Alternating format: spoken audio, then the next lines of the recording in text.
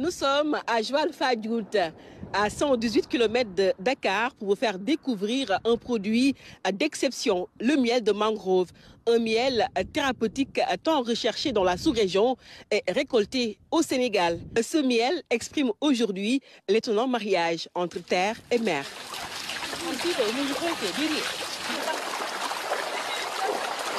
Il faut attendre la marée basse pour se rendre dans les mangroves. Mais avant de se rapprocher des ruches, il faut déployer tout un arsenal pour se protéger des piqûres d'abeilles.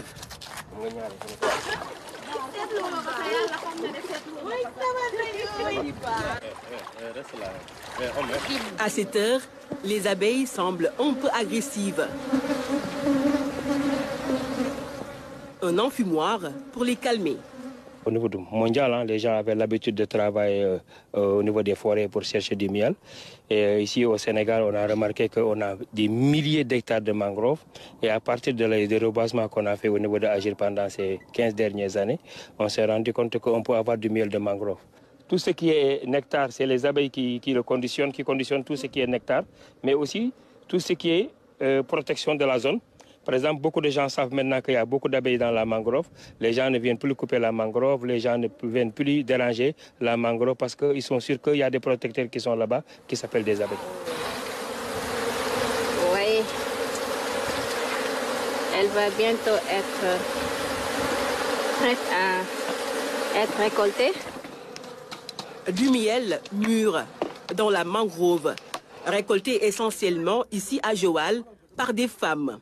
Des apicultrices qui ont embrassé ce métier difficile. Ce n'est pas un métier du tout facile parce que, comme vous le voyez, on ne fait pas les suivis la journée. D'habitude, on fait le mois, on fait 2 à 3 fois de suivi et on le fait vers 20h jusqu'à minuit, 1h dans cette forêt de palétuvier qu'on voit là. Donc, ce n'est pas un métier qui est du tout facile, mais aussi c'est un métier qu'on tient vraiment à cœur.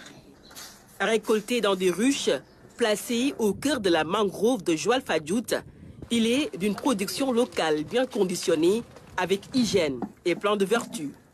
Sur le plan hygiénique, il n'y a pas de pollution parce qu'on est à l'eau, dans l'eau.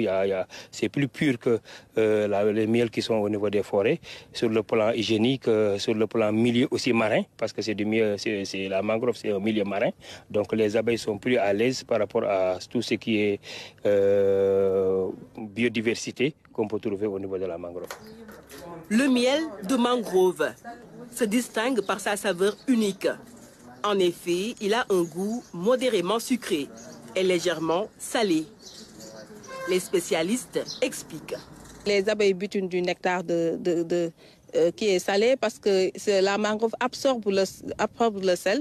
Donc, d'après ces fleurs, là-bas, il y a beaucoup de sel. C'est pourquoi les diabétiques ont vraiment besoin de ce miel. Et c'est eux-mêmes qui viennent nous demander ce miel-là. Avec une texture presque dorée, ce miel est réputé dans cette zone pour ses bienfaits. Si tu as des problèmes de respiration, des douleurs de ventre et tout ça, et aussi si tu es trop fatigué, ça te permet de se soulager. On peut citer beaucoup de produits qu'on peut faire avec la cire d'abeille, parce que c'est la cire d'abeille qu'on produit. On peut faire des savons, on peut faire des huiles. L'huile, on peut faire aussi des gommages. La production qui se trouve dans cette ruche-là, tout est récupérable. Et c'est rentable aussi, vraiment.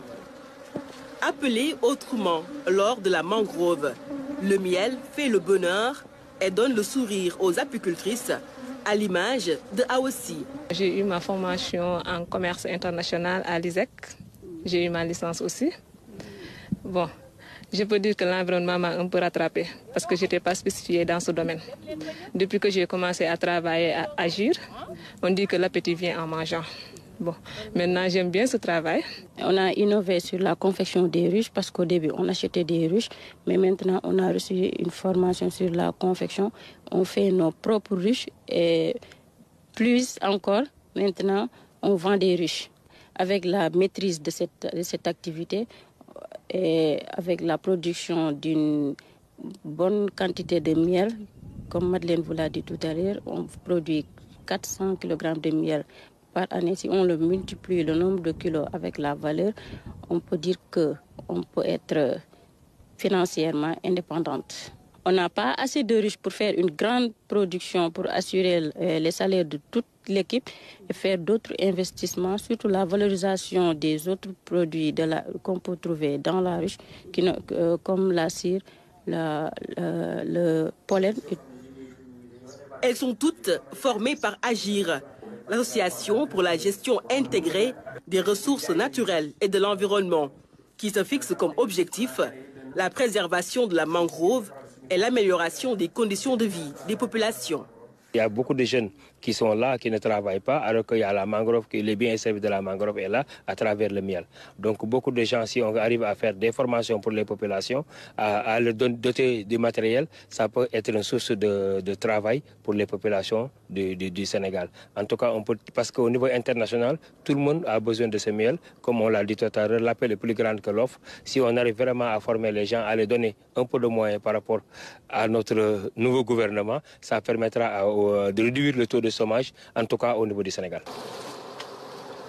Le miel de mangrove, une richesse insoupçonnée qui demande à être connue davantage au Sénégal. Pour l'heure, il traverse les frontières et s'expose dans la sous-région et dans le monde entier.